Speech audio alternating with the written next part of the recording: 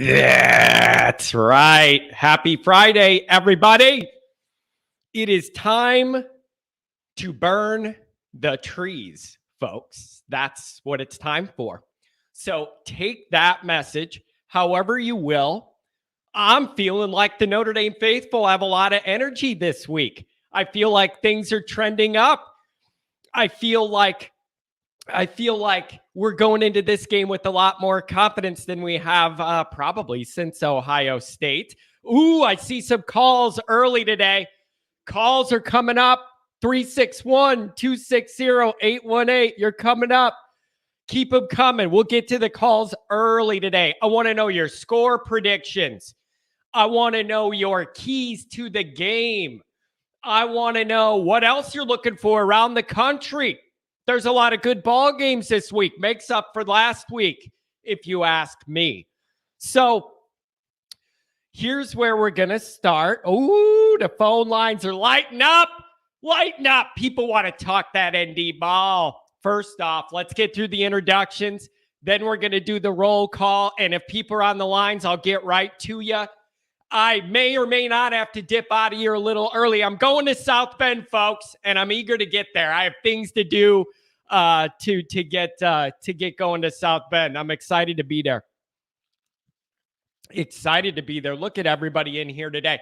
Let's get through the introductions. YouTube, obviously, you know where to find me. You're there now. So if you don't know that, I can't help you. Subscribe if you haven't yet. Give the video a thumbs up. Helps more than you realize. Notifications on. That way you'll be alerted every time a new show drops. Twitter, search bar, Always Irish Rat. Always Irish Inc. Emails, alwaysirishnd@gmail.com. Audio only anywhere you want me. You can get me, except for that's a lie. These shows are too long to dub over to MP3 without me paying, and I'm too cheap. Okay? So 312-900-8815 is the number. Fighting Irish Wire. Go check it out. Hey, I put out an article the other day, got some good traction on Notre Dame and NIL. And I came up with 10 really good, just straight off the head ideas Notre Dame could do for NIL, wanting them to get more involved. So go over to Fighting Irish Wire. Check me out. Everything else, Shepkowski, Mike Chen. Bunch of good writers over there, okay? So, that being said, we got through the introductions. Let's do a little roll call here. I just hit something on my screen I didn't mean to. Then we're going to get to the phone. So, we'll welcome everybody, and then we'll get in. Listen, on a day like this, where I see that there's a lot of people trying to call in, I might have to move through you a little quicker. It all depends how many people are in the line. Don't get offended. I just want to give everybody a chance.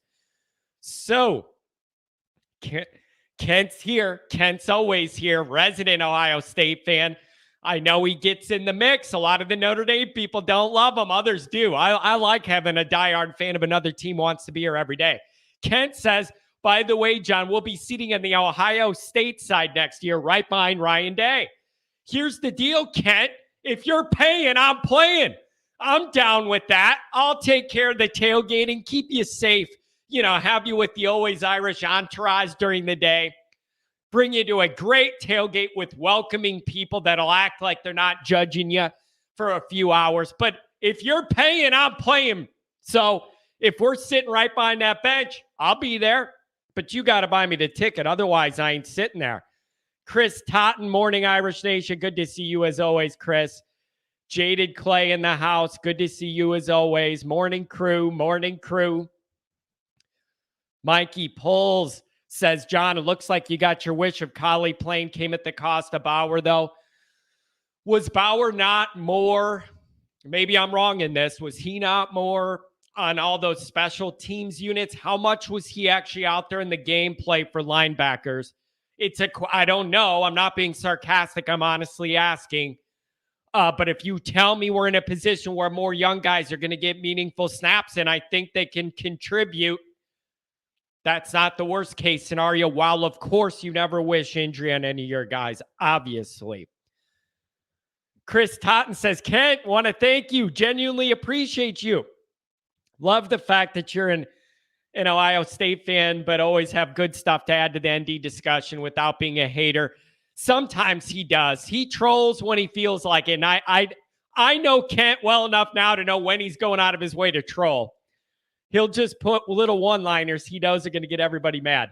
BVG should be the coach. What's up, baby? I disagree with your name, but whatever. He could be the coach, just not at Notre Dame. That's fine. Matthew Logsdon, good to see you here again. Tom S. I want Tommy Reese to yell at me like he did Drew Pine. I've been lights out since then. Hey, maybe that's all you need. At work, you're slacking a little bit. What do they call it? Quiet quitting? You're not putting in the effort? Maybe Tommy just needs to get you on a Zoom call, light you up, and you'll be ready to work. What do we think of that? Oh, man, burn the trees, Kent. That sounds like a good weekend.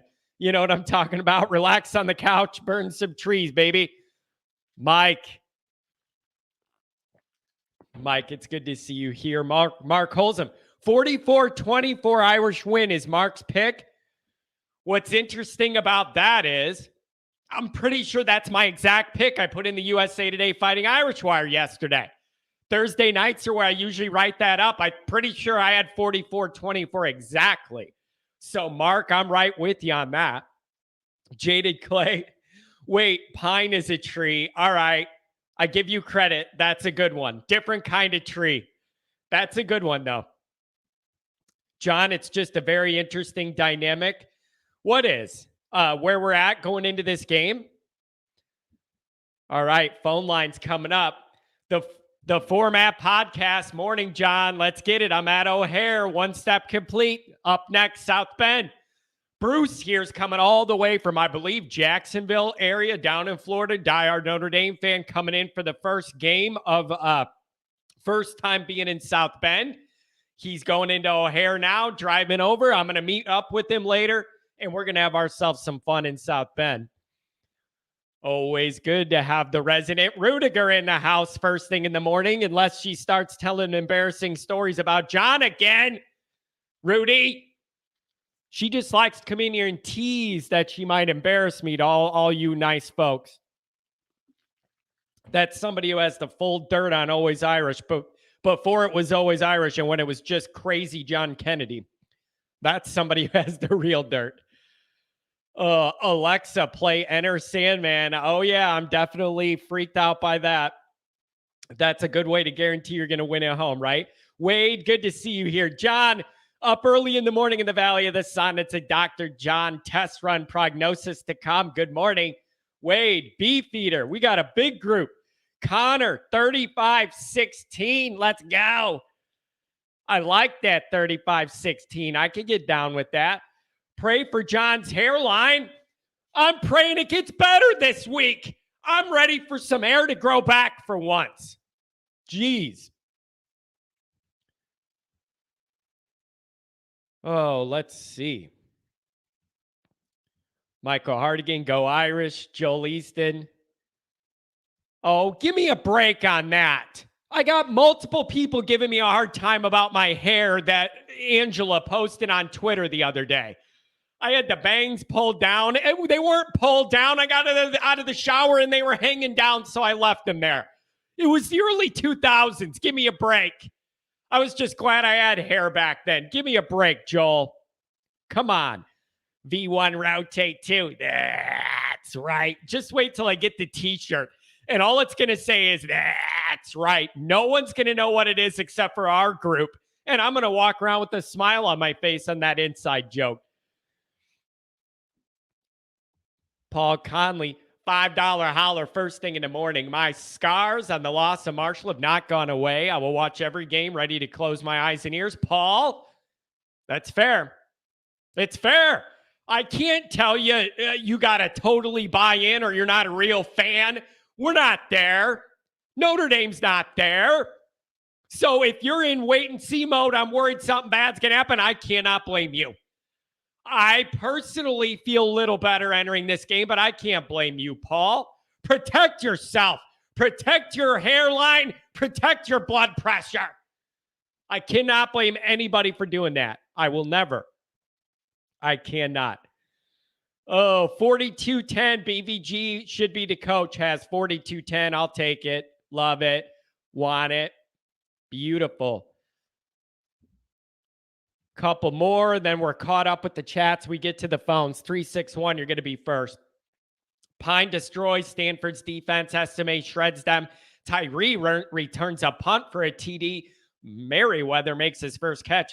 That's a very well-rounded affair. That's a very well-rounded ball game. I like the sound of it. Estimate we should be able to run the ball on these guys again. Like I've been saying the last few weeks, there's no excuse. Let's go. Kent says this should be the game. Stanford will be ready to go. Kent, you bring up a good point. You bring up a good point that a lot of people forget when it comes to Notre Dame. Okay? When it comes to Notre Dame, it doesn't matter what the team is. It's the number one circled game on the schedule. Like, I get it if it's Ohio State, Michigan circled too, but so was Notre Dame. Like, it could be equally circled with your one rival. But everybody gets up to play Notre Dame. What Notre Dame fans look at as the 11th game on the schedule, like it's whatever, that team, it's their Super Bowl. That's a dynamic not every team faces. But when you're Notre Dame and everybody hates you, that's the way it's going to be. And I wouldn't want it any other freaking way. That's exactly how it should be. So Notre Dame's always got to be ready to get everybody's best shot. Just look at Marshall and what's happened with them. They can't do anything unless it's against us. Very upsetting. Very, very upsetting. And the other thing, Kent, seriously, they'll be up for it. You could be up for it and still not be good. That's the other thing. Like a lot of teams might be up for it, but you're not good enough to do anything while you're up, so to speak, if that makes sense. All right. We got a bank of phone calls. We're going to try and get through them fast. So if you're up on the first queue, stay tuned. 361-260-818-386-703. So if we have the first bank like that, let's get into it early and often. 361, let's have a little fun. What are you feeling today? Good morning, John. It's Mike, your 5'0" friend. What's going on, man? Listen, I feel a little better about this. I feel much different than when I was getting ready to head into town for Cal. I feel like Notre Dame stabilized. They're trending up, maybe. Am I wrong for this positivity, or should I go back to John's always glass half empty guy? What should I do? No, totally glass half full.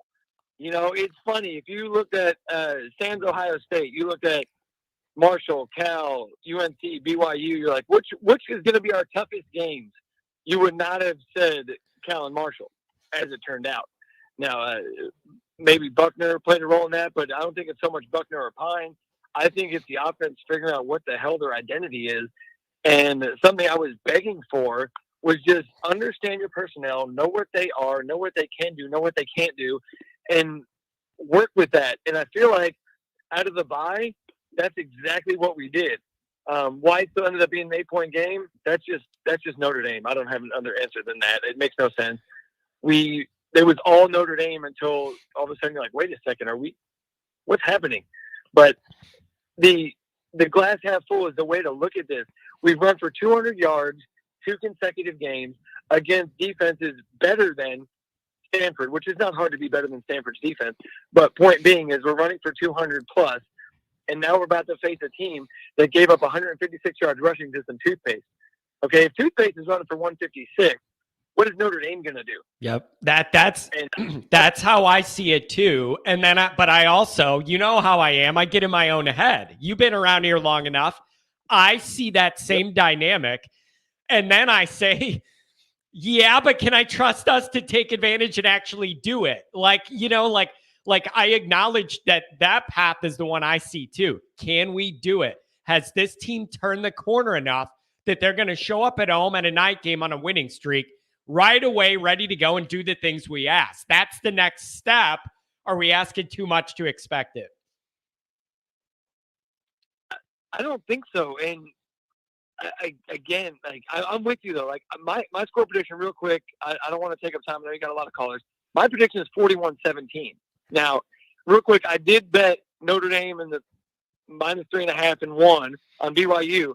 I'm not betting the 17 because they haven't given me the confidence to think they can cover it, even though I do think they will. Yeah. I'm not confident enough to put money on it. You know what I'm saying? Or wait, does this make sense? Like looking at the last two games where we could have scored a couple more touchdowns and put the games out of touch, I might think of it as we're perfectly capable of that. And the way the game play went reflects it. It's just the score doesn't, and that's what's going to pay you out or not.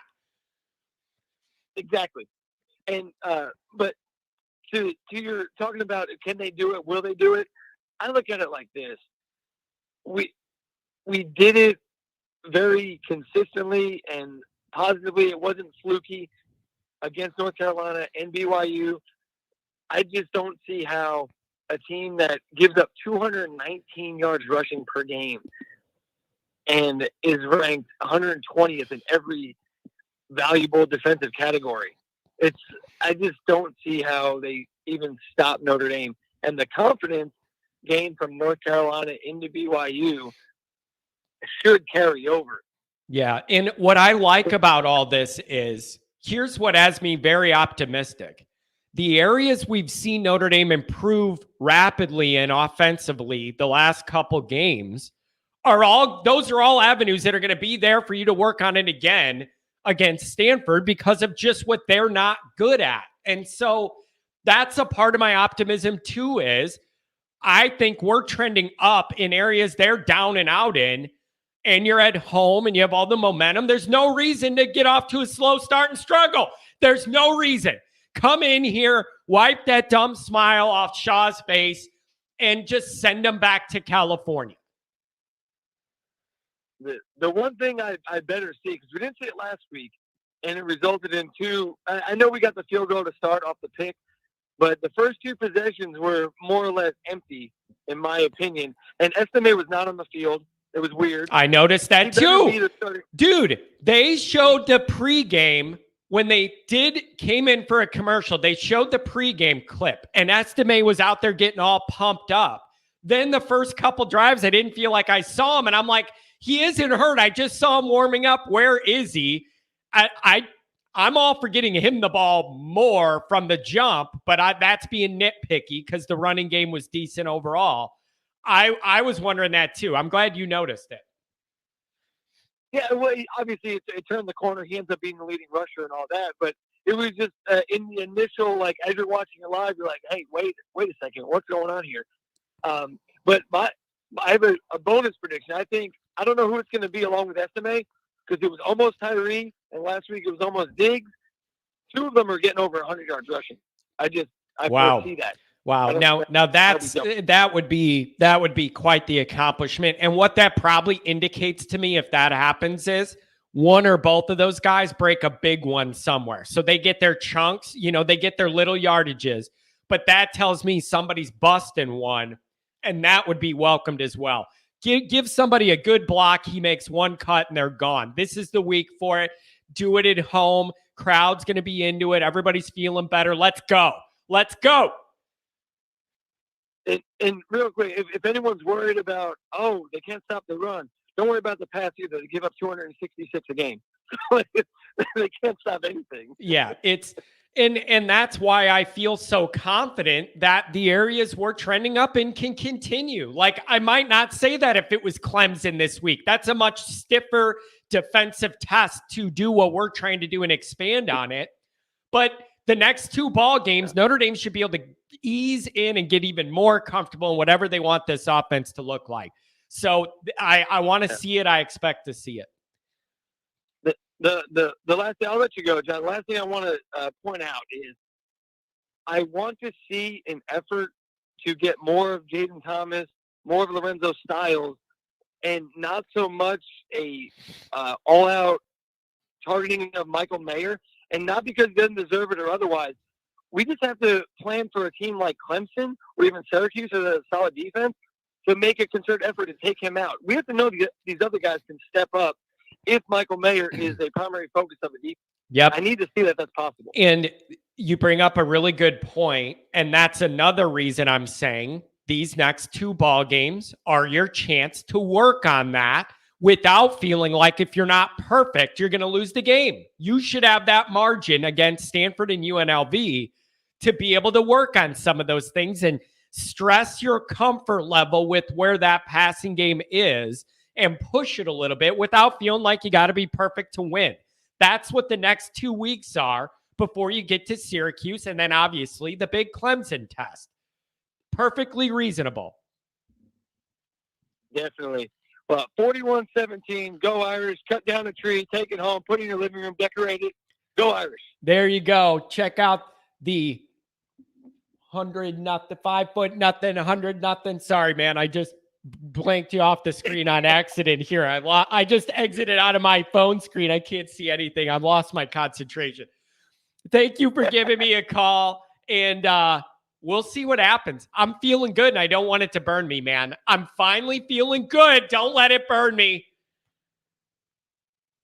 Let's go. Let's ride, baby. Have a good one. Enjoy the game. You too. 5-0, 100-0. Check out his podcast, folks. Anywhere you get your audio, check it out. Man, you guys in the chat, it's a Friday. You guys are feeling goofy. I've seen some stuff in this chat today. Somebody said they're joining my OnlyFans, bro. What would that be? Just me yelling and people liking that? Seeing other people get all stressed out? Is that what it's just OnlyFans and you give me something, I just yell about it and then people pay? It's actually not a bad angle. Oh, what is this? Kent. Here, all right, 260 next. Kent, I get that Notre Dame's not elite this year. I never said they were, but you trying to say we're in the same ballpark as Stanford talent-wise is just no. I'm not saying Notre Dame's elite, but I'm still saying that roster's way better than anything Stanford has depth-wise. That's my point. I'm not saying we're great. Mikey Pulls, 41-19, a Notre Dame. Yeah, we love John yelling all stressed out. Yeah, you do, because you're not my heart doctor. No wonder. I got that guy working overtime. Go to your quarter, Kent. What else did I star? And then we're getting back to the calls. 260-818. Oh, what was it? Oh, here's a good one. Yeah, Matt. John, were you able to find the Bears game? Unfortunately, yes. Here's what I didn't realize. I made a big deal about it only being on Amazon Prime. I think that's for out of market. I'm in the Chicago area. It was on the local Fox channel. Every Bears game's pretty much been on when they're in the NFC TV block. My whole life, it was on Fox. So locally, they covered it on Fox. So it must be if you're out of network, then you have to have the fancy streaming. But yeah, I wish I didn't see it. That ball game put football back 100 years. Awful football. My God. Just ugly. I'm so glad I don't get emotional with them the way I do Notre Dame. I'd be dead by now. There's no way somebody like me could live Notre Dame Saturdays and Bears Sundays back to back, being a lunatic about both. There's no way. I would be a mummy right now.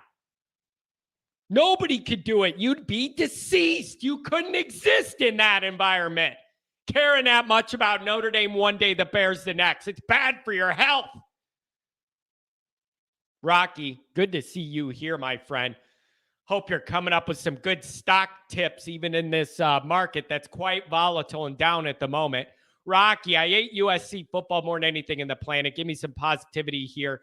Is Utah going to beat them tomorrow? Let me flip it on you, Rocky. Would it be better for Notre Dame if USC won that game and Notre Dame beats them late at the year to give them a loss? Would that be better? I don't know. I honestly don't know. I'm just asking. Do you want to see them knock down a peg right away, or see them get all built up and maybe we have a chance to knock them around, hopefully, Thanksgiving weekend? Big question I have. Oh, let's see. Couple more chats back to the calls. Did I have a good birthday? I didn't do much. I worked on content, laid low, had some food. I'm too old to be going out and making moves. What do you want an old man like me to do? Go hit the streets? Come on. Too old for that. Way too old for that. All right, let's get back to the calls. We got a few. 260, you're my hero. Give me something good today. Morning, John. Happy Friday. Happy Friday. Birthday. Oh, thank you very much. I'm just an old man who likes his Irish. Nothing to see here. I'm the same boat, man. Once you hit a certain age, it's just a number. It just starts ticking up. Yeah, the line starts getting bigger, and life just kind of goes faster. It's just wild that to think I'm closer to 50 than I am the other way. Like, I don't know. I'm struggling with it existentially here. So how are you thinking of this ball game in the crisp fall air of South Bend, Indiana tomorrow night? Well, I'll be in the crisp fall air of the Blue Ridge Mountains of North Carolina tomorrow night, but I'm feeling pretty good. Yeah. Notre Dame is obviously the better team. The weaknesses of Stanford correlates pretty well to the strengths of Notre Dame. That's how I feel too. That's how I feel too. That's a really big thing that makes me feel like another step can be taken with this, especially with the offense this week. I see that the same way. Right. And the thing when I see Notre Dame going to games like this is I'm glad that the game is at 7:30 because you're coming off of, that 7:30 game with BYU, Vegas, prime time, great win, energy is high. You kind of are fearful of that letdown, For example, Marshall, just saying, but 7:30, sold out crowd, they should be energized. Players need that energy from the crowd that's going to help them out a lot. And then 7:30, players want to play at the night. So I like that element of it. The thing that I'm hoping that Notre Dame does is just put this game away early. Just put it away early, and then you can start tinkering with, okay, what pieces do we got? What can we do here? Let's see what this player can do there. Yeah. Just put it away early. Don't give Stanford any hope. Yeah. But see, that's a luxury you only have if you're capable of doing it and putting a team away. And then maybe you could give Angeli a quarter. Maybe you could see what some of those other wide receivers look like. Like, that's a luxury to be able to put somebody away enough that you could do that. And I just think these next 2 weeks are Notre Dame's chance to do it before the schedule really tightens up again. Exactly. At least that's what you hope. Being that, here's the question. How big of a rivalry do you see Stanford as? When I think of Notre Dame, I know that that's a trophy, and I know they play every year, but I don't see it as a big one. I feel like I'm a jerk for saying it doesn't even really register to me. Like that trophy, right. It does. Like, I'm sorry. It just doesn't register to me. I don't have the feeling towards them I do for USC or Michigan, right. Or I don't have that. I just don't. So to me, it's not that big rivalry wise, but then again, maybe I'm a jerk for that. And it's me not taking the smart schools seriously. I don't know. But to me, I've never looked at it that way. They were an annoyance when they were beating us and landing some of those tight ends and linemen I wanted, and had Andrew Luck and all that, and McCaffrey and Love and all, whatever. But yeah, it doesn't get me excited in that way. Yeah, right. And I'm in the same boat. It's nowhere near the USC, and I see USC as our biggest rival. It's nowhere near Michigan. That's our biggest enemy. Stanford is just kind of, okay, let's just create another trophy. Let's try to, it's almost like the psychological element. Well, okay, we play them every single year, so we got to get some type of motivation, especially if we're playing out there in California where the stadium has. You know what it is, man? It's the smart guy championship trophy. That's what it is. Like, no matter how good the teams are nationally, it's like the little battle of the smart schools, and you get a trophy. I like it. Hey, let me ask this. Let me ask you this. Is there any heat on Shaw, or do they just not care about football? Or is there any heat or pressure on him at all that they've kind of dipped? Or is it like it's Stanford, whatever? it is Stanford, whatever. I watch this enough Pac-12, just watching the teams that Notre Dame's going to face to get an understanding of what they do. There is no fouling for the team. I mean, there is maybe, I don't know, 6,000 to 8,000 people in their home stadium at home games. I mean, there's no energy. There's nothing. So I think they look at it as long as this program is still graduating, high 90% of its players, there's no major violations. There's no smoke. You know what I mean? Where like he's not getting in trouble in his personal life. I think he can ride this out for as long as he wants to. Yeah. And I'm just glad we're past that wave where Stanford's a worry and they were getting some recruits we wanted. That was very dangerous territory. I reacted very poorly to that, saying, if you're Notre Dame and you're not even getting the elite of the smartest guys, you have no path to being good because you're already not getting the hat flippers that can't get the grades. And if you're going to lose the good tight end and lineman to Stanford and their weather and their academics, I can't help you. So I'm glad we're past all that. Let me ask this.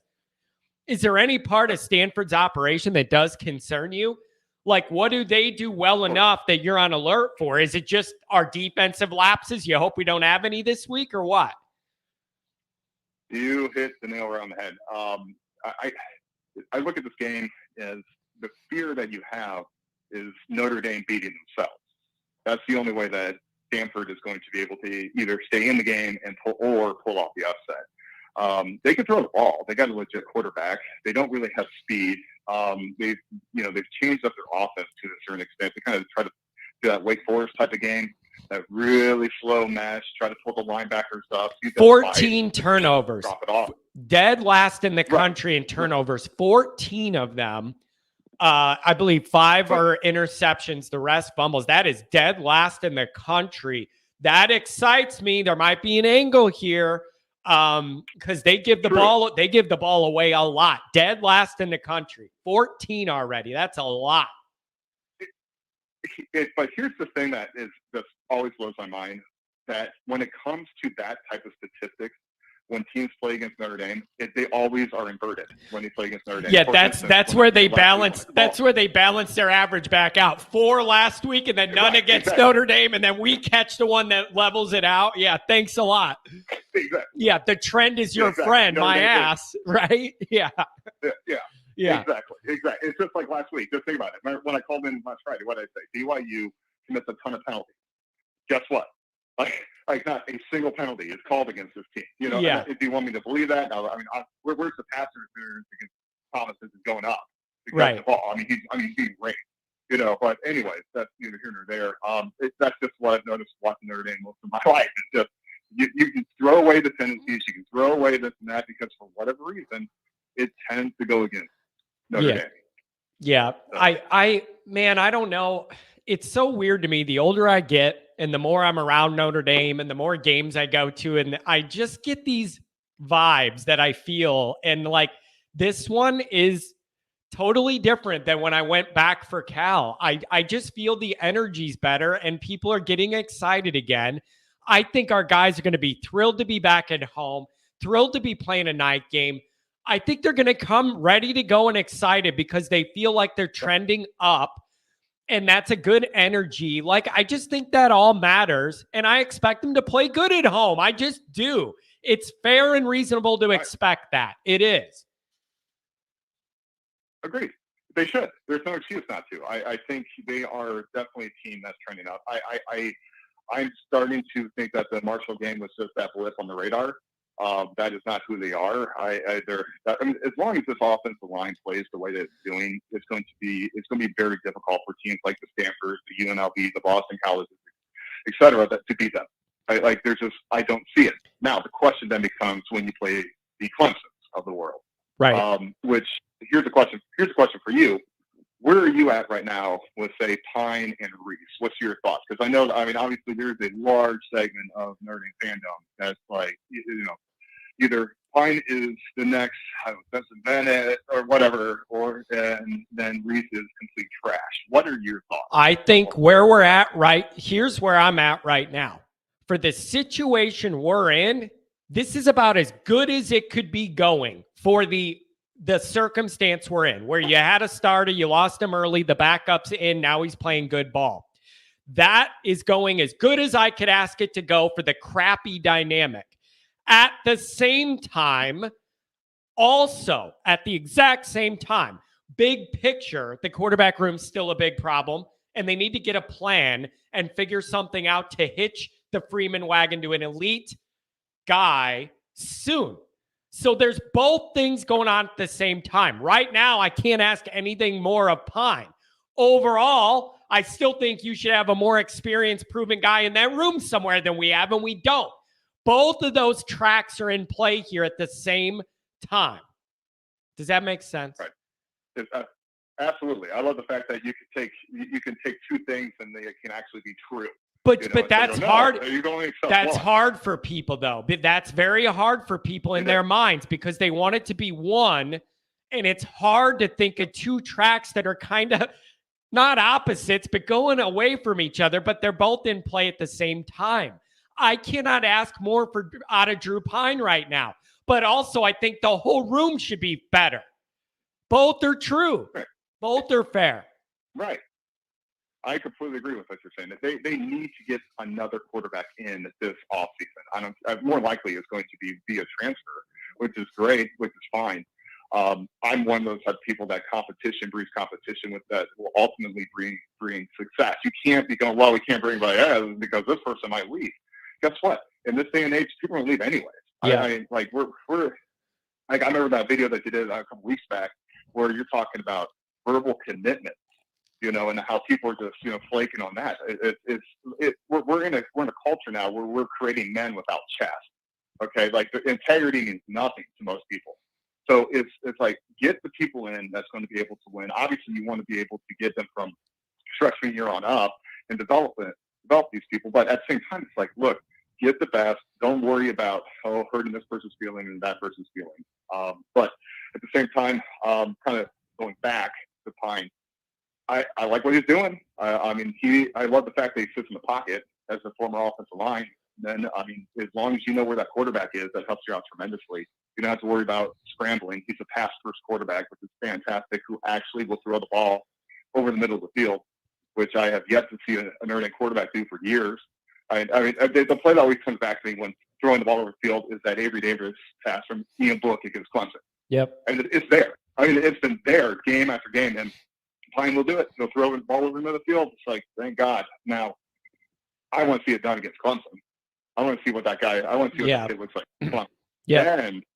Then we'll talk. Yeah, but I don't like feeling, man, sometimes the Notre Dame fan base could be intentionally obtuse or difficult. Like, I don't like being put in a box where if I say Pine's doing a really good job right now, then somebody goes, oh, he's not elite enough to this and that. That's true too. Those are both true at the same time. He's doing a good job for what he is. But for Notre Dame to win playoff games in a few years, I think it's going to take more. Like, I don't know how else to say it and try and be fair that Pine's doing a great job. But I'd prefer to have Drake May's body back there doing a good job because there's higher potential. That's not offensive to Pine. It's a physical freaking fact. Agreed. If Notre Dame standard is winning championships, I don't give a damn about 10-win season. If you're not getting playoff wins, if you're not actually competing for the national championship. Right. Now, if you're telling me that's not the standard, then just be honest with the fan base and say, okay, 10 wins is what we're really going for. But now I'm okay with if we had to do this year where it's one step back record-wise, meaning 9-3, 8-4, one step back to get us 2 steps forward, I'm fine with. Because even if we didn't lose to Marshall, I didn't have this team making the playoff or winning it this year anyways. So, like, it's, I don't know, man. But the quarterback thing, Freeman's got to find an elite, high-ceiling guy to hitch the early part of his tenure to. I think that is critically important. You find that guy. I don't particularly care the name, but you need a guy. Yeah, because right now, Notre Dame, the narrative around it is they can get the Ian Books, the Pine quarterback. And therefore, these elite receivers are not necessarily going to come to them because guess what? Tight end U is going to throw the ball to tight end because their quarterbacks don't have the arm or the decision-making or the ability to read defense or the development to get that ball to these outside wide receivers. So, I mean, if you have to get somebody, you have to change that narrative. Then you're going to start seeing those outside athletes start to come because then it should. In theory, this should start to flow as well. And then the other example I always see is a guy like Stetson Bennett, who kind of rose, wasn't thought that much of, and then does a good job and all that. That type of guy works when you have the type of talent that team has around him. Bingo. Because the more elite talent you have all around that guy, the less elite talent he has to be to make the offense work. Get it to that talent and then let them do it. So you could go that route if you're going to have top 3 or 5 talent everywhere else. Maybe Notre Dame gets there in the next few years with the way they recruit, skill recruiting. I don't know. But I just know life is a lot easier for any football operation. If you have a high-end proven quarterback, you know what you're going to get out of. And Notre Dame just hasn't had that for the longest. And that's why I have a Propecia membership. True. It's true. In this day and age, I hear you say it. I say it all the time when I call it. You got to have quarterback. You got to have wide receivers. You got to have cornerbacks. That's the name of the game. I like the fact that cornerbacks with Notre Dame are starting to trend up. And I do think here's what makes me feel good, man. I actually feel like for the first time, the staff is identifying the same things we are, and you could see them addressing these holes in recruiting. It warms my heart because I know those guys see what we see, and you could see the extra work being put in with receivers and all this. Like, I feel like these guys get it, and they see that big picture, and they're working on it. So that gives me confidence. So what's your prediction for the game? I need a score. I think I had 44-24. Okay. Prediction for a game. Stanford is more – if Bracey isn't going to play or hardly play at all, Mickey's going to be in. Therefore, Stanford's going to look to target whoever Mickey's covering because that guy has already given up enough big plays this year. Now, he's a freshman. He's going to make mistakes. I fully anticipate that. I see Stanford being able to move the ball enough. Kind of keep it close until Notre Dame's defense can show me that they can play a full game without giving up a big play or two. I can't see a blowout. Okay, I'm not saying they're not going to win. I just can't see a blowout. I'm guessing it's going to be like that 38-20, 38-24 type of game where the offense sputters a couple times down where they should have got touchdowns, kind of keep Stanford around, a big play here, big play there. But ultimately, it's one of those games like where you're not really worried. You're just frustrated because, like, why is this game not 40-something to 10? Yeah. That's how I see it. Yep. Nope. And even if that happened, I think at the end of the day, we'll take it. I will take that frustration of why didn't we blow somebody out? Like, in the dynamic we're in this season, I think we will take that. Like, if that's my frustration at the end of the game, it's a lot better than the one I had after Marshall when I had a breakdown live on the air here. You know what I mean? Like, I will take that. Oh, yeah. And then the other good thing is, whatever you get going this week, you can ramp up on it again against UNLV. So you got 2 weeks to play with here. Get good.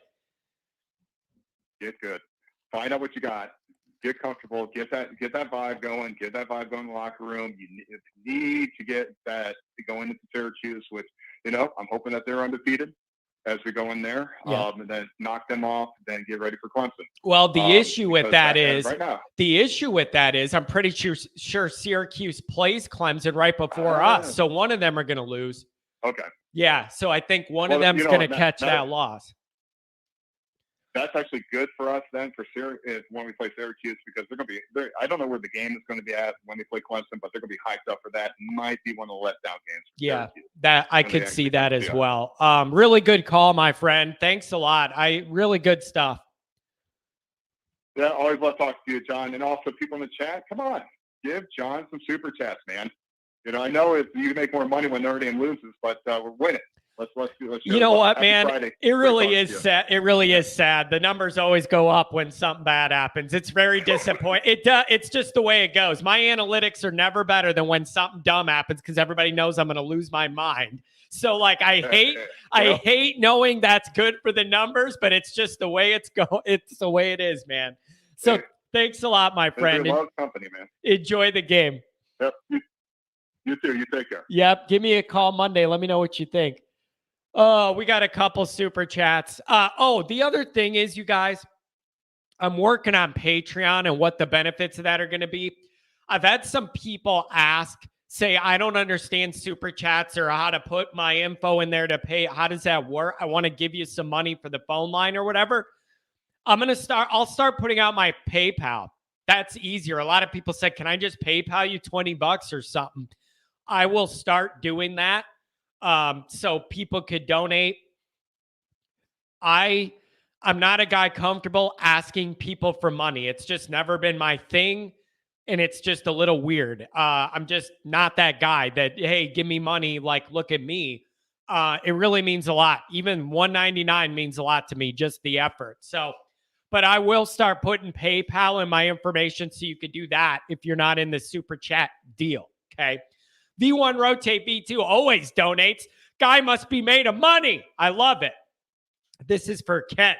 I can predict the OSU season. They blow out all the crappy unranked Big Ten schools, whine about SEC bias, then get blown out by the first SEC team in the playoffs. A tale as old as time. I think they think it's going to be different this year. They do. I think they think it's going to be different.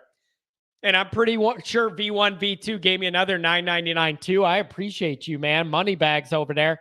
818. Let's make the conversation great. You're on the air. So, John, I'm thinking 41-24. That's kind of where I'm at right now. I think, I don't know. I think it could be better. I think we could do better. But I just got this weird feeling that that's kind of where it's going to be.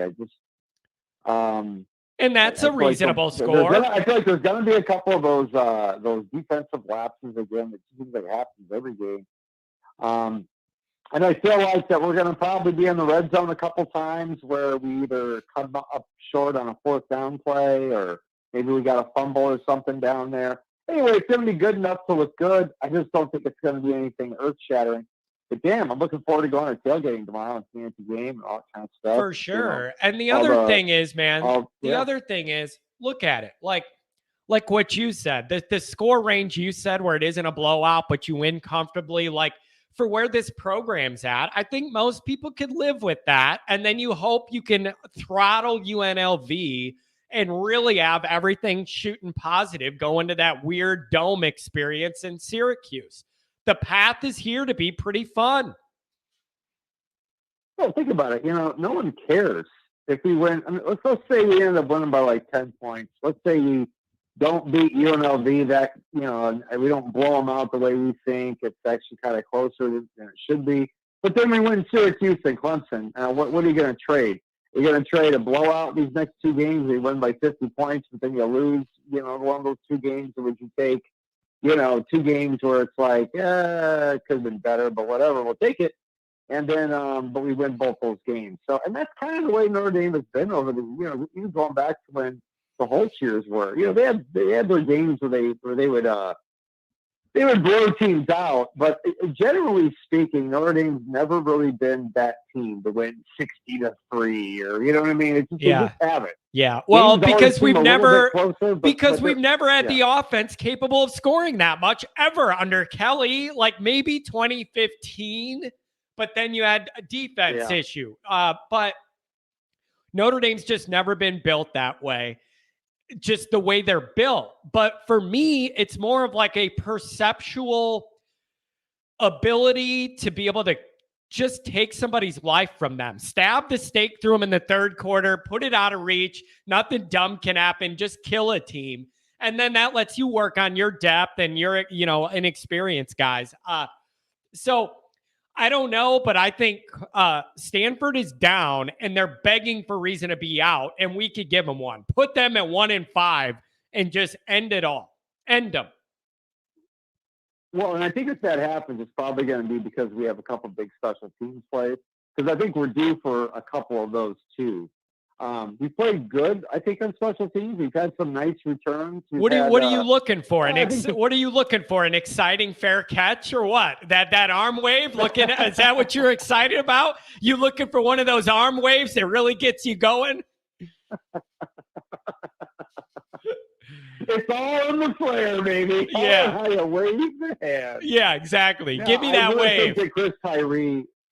You know what? I'm gonna say it right now. I think the breakout player tomorrow. I'm gonna make a prediction. It's gonna be Chris Tyree. I think he's due for one of those big games.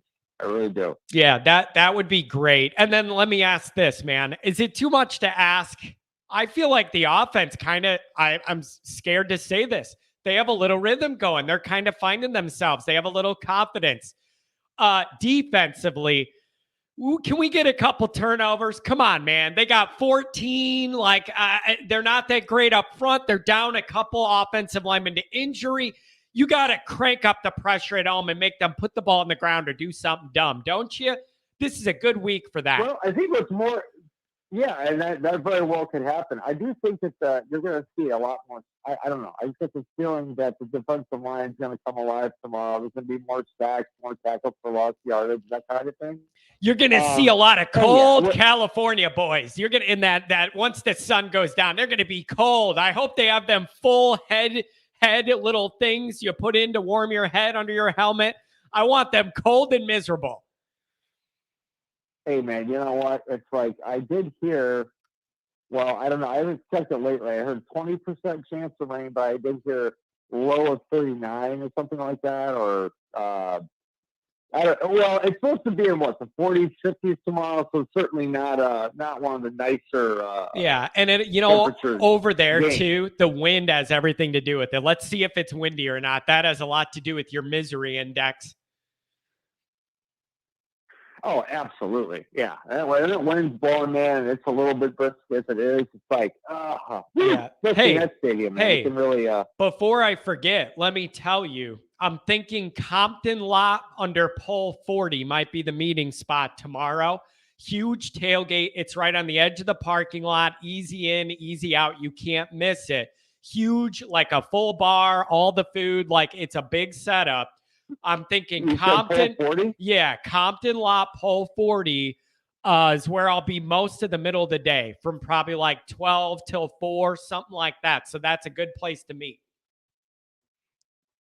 Well, that sounds wonderful. I got a buddy who's giving me a ticket to the game tomorrow. So I'm beautiful. But either way, I'll be at the tailgate. Yeah, so, swing by, and then have some beers, come by, say hi, and then I got a little something I might want to record with you too. That'll be a surprise. I'll see you tomorrow. That'll be fun, man. All right, John, I'm gonna see you tomorrow. Go Irish! Beautiful. That's right. I'll see you tomorrow, man.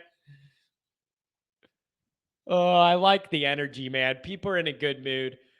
Pat with the $5 holler. Always enjoy the chat. I'm assuming not Che. I'm assuming it's chat. I appreciate that. Let's see. What time am I cracking the first beer tomorrow? Probably, I don't know, 10 or 11. But I have stuff to do. I got to take it easy when I'm in town. I can't just pile one on. I have business to do, people to meet, people to see. I'm getting into 386. You're up next. 703-937. Those are the next three. First thing in the morning, I'm going to a house right around campus, and I'm going to have some brunch with Leon Hart's Heisman Trophy. That's the beginning of my day. Leon's son's in town. He brought Dad's Heisman Trophy, and I am going to spend the morning with it because it makes my soul happy. Then we're going over to Pole 40. And then we're going to the 77 reunion before the game. Full day, man. Let's go. Kent, I'm going to show you a good time if you come. I'm going to show you a good time. Relax.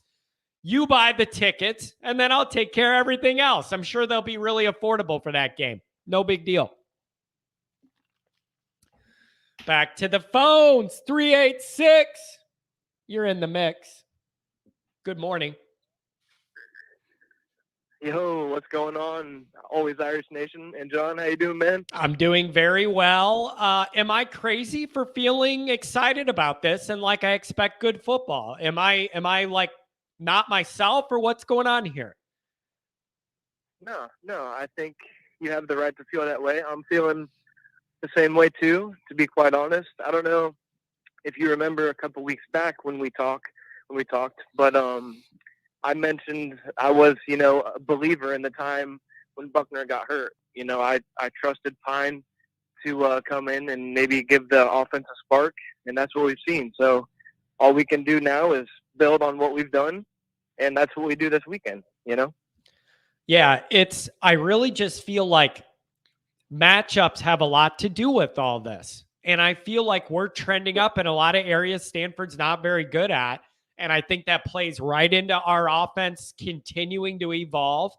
I expect them to put up good numbers on the ground and through the air because Stanford's given that up to everybody. And in the last couple games, Notre Dame's had between 200 and 300 yards rushing and passing in both. I think that's going to continue, and I expect this offense to evolve a little bit more. Let's go. Exactly. That's exactly what I'm talking about, man. Our offensive line, Harry, has seemed to have them clicking, and I've also been thinking, you know, we've got some damn good recruits there this weekend. So not only is it a prime time game, there's going to be a light show, there's going to be more hype, but, you know, we have Jeremiah Love that's there in the stands with our offensive line and our running backs the past couple of weeks. Let's put on a show for these recruits as well as the wide receivers. I think Ryan Wingo's there, 5-star recruits. Yep. Let's show these kids what this offense can be, because then, you know, obviously they know we have C.J. Carr in the 24 class. If they know they're coming in to a program that has that caliber of a quarterback, come on, boys. Come on. Yep. Put it all together. Let's get this thing rolling. Yep. And if you were going to put something together for a recruiting thing, having it be a night game with that build up and all that, that's perfect for that because it's a cool environment. I don't know if they're planning any of the light shows or anything for this, but like all the stops they pull out for recruiting are beautiful. Jeremiah Love's going to be in town. That's a big name we've been after a long time. That moves the needle. That guy moves the needle, and we were looking good for him. Yep. Then it faded. Now people are excited about Notre Dame again with him. Does he pull the trigger? Somebody said in the chat, does he pull the trigger? He's in town. David Solomon asked that. I don't know, dude, but it always helps to Christian put on a Gray's good gonna be show there at too. home. Exactly, dude. Like, if we can, yeah, I mean, that's exactly what it is, dude. If we can put up 250 plus rushing yards, you know, good that looks for that type of recruit. Come on. Yep. Come on. Yep. Let's go. And you should theoretically know that you're going to get good line play. You know, like you kind of know that's a feature at Notre Dame. Like you would hope that applies. But we've seen good pass protection too. So the receivers should get some quality reps this game as well. Yep. You know what I mean? Like Pine has been given some time back there. You know, he's had plays in the past couple games where the pass protection is there. He can step up and throw a ball to anybody. Yep. Anybody. You know what?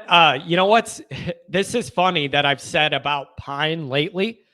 If you're Pine and you're not big and you don't have a huge arm and you're not fast, the one thing I need you to be is really accurate with the ball. And he's being really accurate with the ball. So it's beautiful. Exactly. Like for a guy with his skill set, he's using the part he has to be effective. And that is accuracy because he doesn't have those other traits.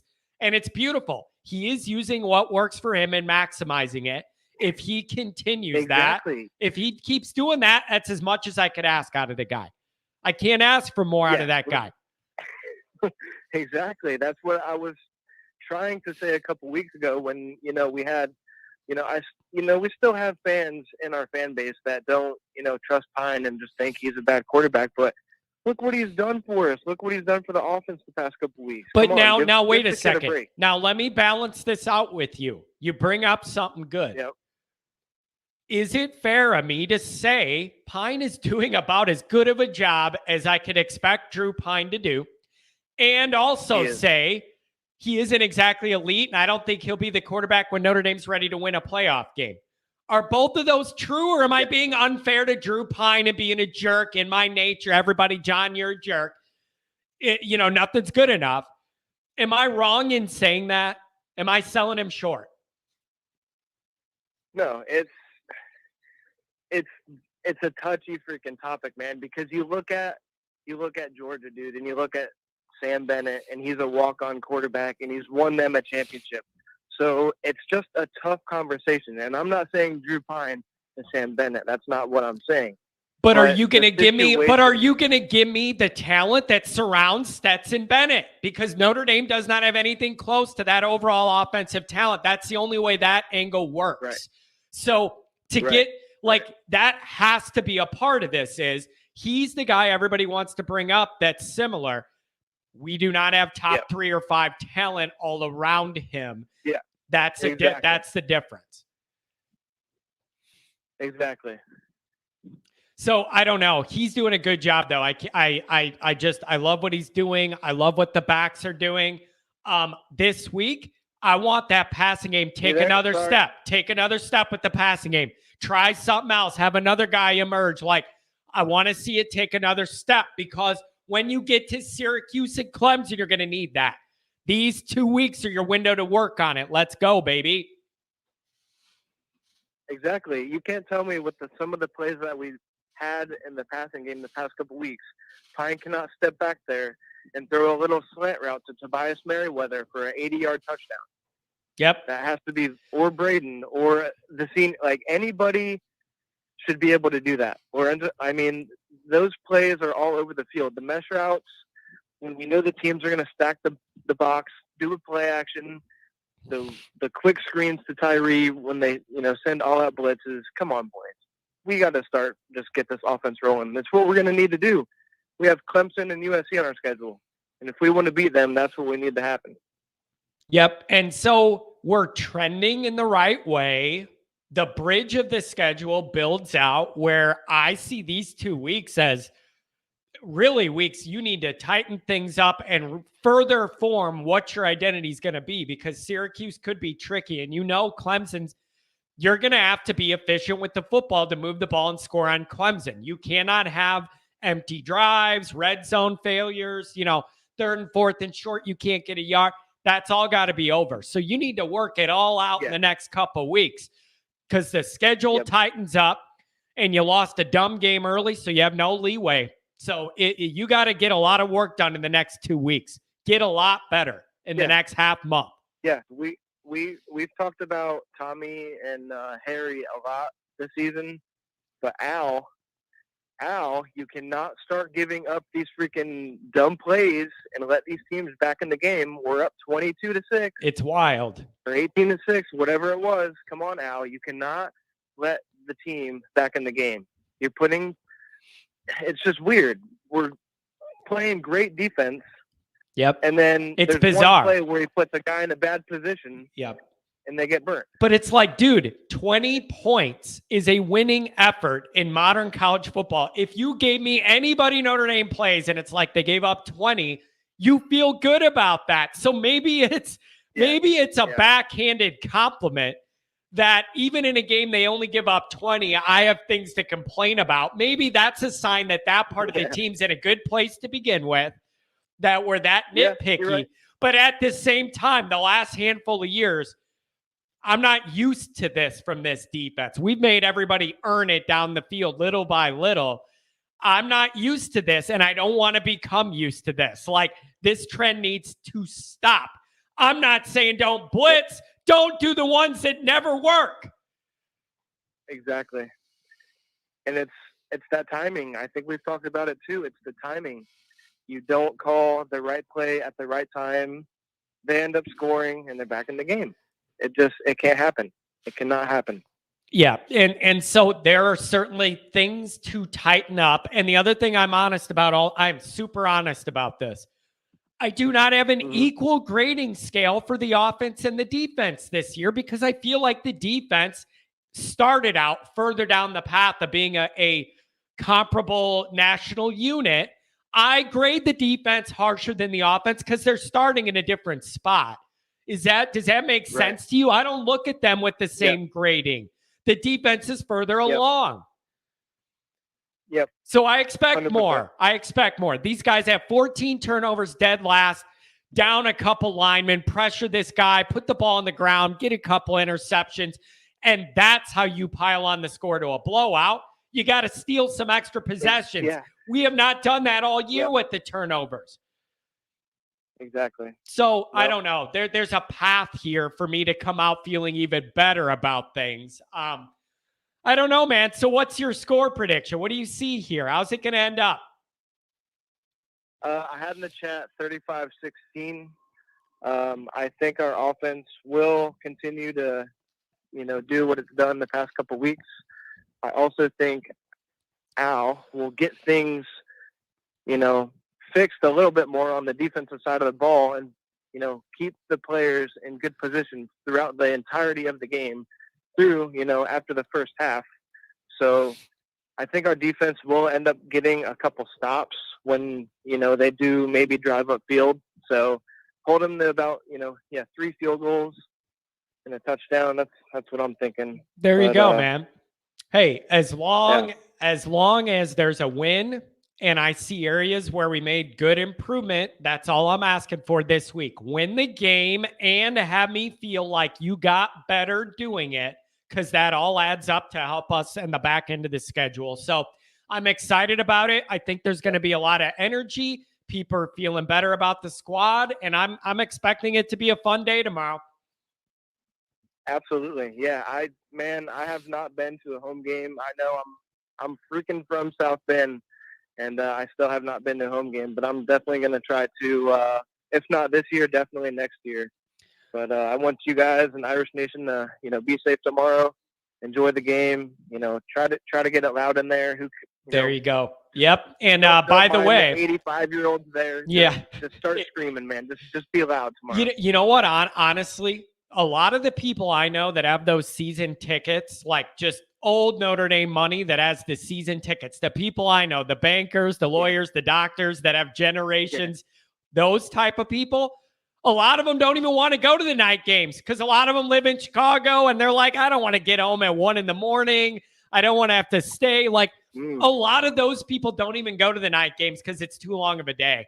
Like that's what I've found. So it ends up being a younger crowd because they sell them or give them away. I know a lot of people in those front seats with the backs, and they don't even go because it's too cold, too late of a night. Oh gosh, I would take those tickets. I know. Oh man. I know, it's wild. But anyways, and then let me know if you're going to come to a game next year, plan it together. Maybe I'll be around and I'll show you around. I'd love to do that. Yeah, man, absolutely. I did, I've done the stadium tour. I was up there a couple years ago. It just wasn't during the season. But, just walking around that campus and in the stadium, man, there's nothing like it, man. I tell any college football fan at that, but any Notre Dame fan, you gotta walk around there. But I need to get to a game. Like, I'm talking about that, but I need to get to a game. But, yeah, man, go Irish. Thanks for the call, man. I appreciate the talk. Beautiful. And, you stay safe tomorrow. Enjoy the game. I appreciate that. Thanks a lot, man. Enjoy the game, and we got to get you to a game next year. Let's hook it up. Enjoy your weekend. Thanks for the call. Oh man, everybody's excited today. Brian, we're gonna go 703 next, 937 after that. Brian, New York, more to being an elite quarterback than speed and arm strength. You're absolutely correct. I would say making good decisions would be number one, and then being accurate would be number two. And fortunately, right now, Pine's doing a good job of that, being accurate and making pretty good decisions. However, I'm not going to be in a corner where I can't have a guy who makes good decisions, is accurate, and he's big and mobile and has the arm strength and is fast and is the size of Drake May. Nobody's going to tell me I can't ask for it all for a Notre Dame quarterback. This is Notre Dame.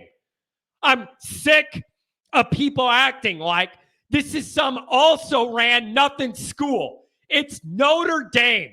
Is Notre Dame now in the position where they can't get an elite good quarterback? How far are we falling? I'm going to see Joe freaking Montana tomorrow. Does it not matter that Joe Montana played in Notre Dame anymore? Or do none of these high schoolers even know who that old man is other than a Skechers commercial? It drives me crazy that the University of Notre Dame can't get an elite quarterback. You don't have an elite guy anywhere that says, damn it, I'm going to put on that gold helmet and be the next great Notre Dame guy. Does that not have any value anymore? Any appeal to anybody anymore? Son of a buck.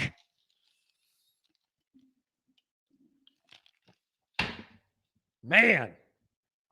7:03, you're talking to me. What's it going to be? What's up, Big John? How you doing? What's up, man? What do you think about this affair tomorrow in the South Bend crisp fall evening? Well, I hope it's better than the debacle we watched last night. Oh, my God. That was really bad football.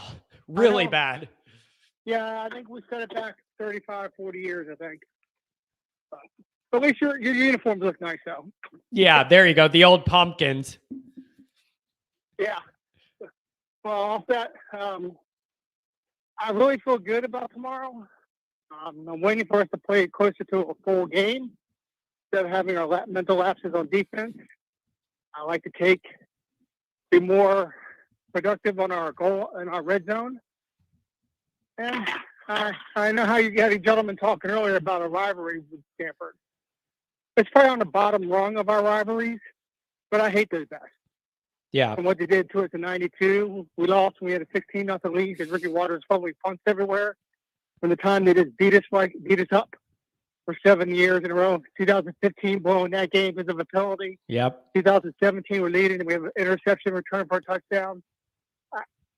I love beating their coach. I like wiping that smirk off his face. I'm telling you, dude. He comes up with. Listen, is it just me that doesn't like the way that guy, he has that smile that's like he knows all the answers. He's the smartest guy in the room. Whether something good or bad happens, he has the same smirk, and I don't trust that.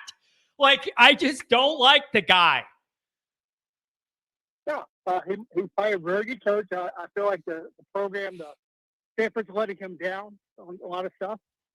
But I like beating him because he comes up with excuses every time we beat him. Like last year, he said the game was close. The game wasn't close last year. You got a late touchdown on a broken play, and you got an interception and went 13 yards and scored for a touchdown. The game wasn't close. You're lucky it was that close. That guy has more excuses than anybody I've ever seen.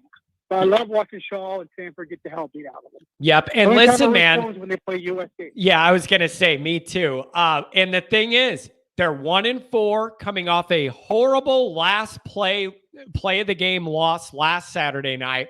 They're 1-4. They're down a couple offensive linemen. Like, they are down looking for a reason to be out, and you have a chance at home to jump all over them, drive that stake in, work on some things to get us better, close their casket at the same time. That's my recipe, baby. Give it to me. It would be nice if we can get more than 6 points for the whole year in the first quarter. It would be nice if we get score first. Man, wouldn't it be great to get off to a fast start?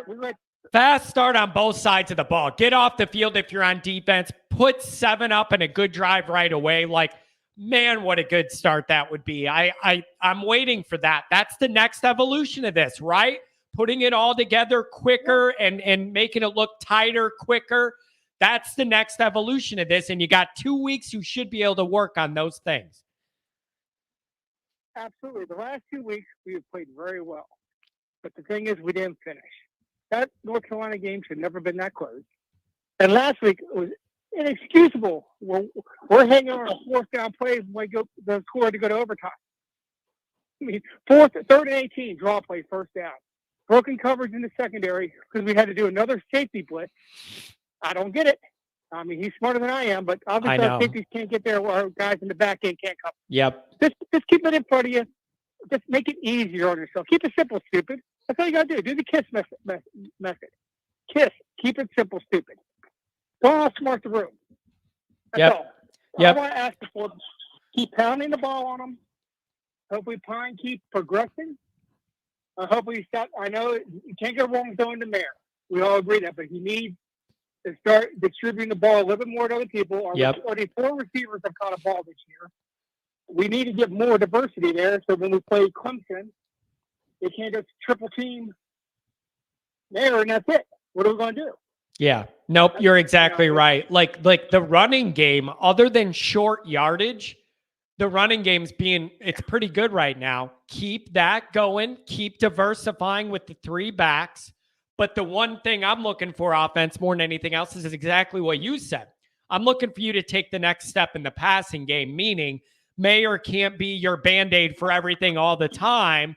Get more guys involved. Maybe we could see some more exciting route trees.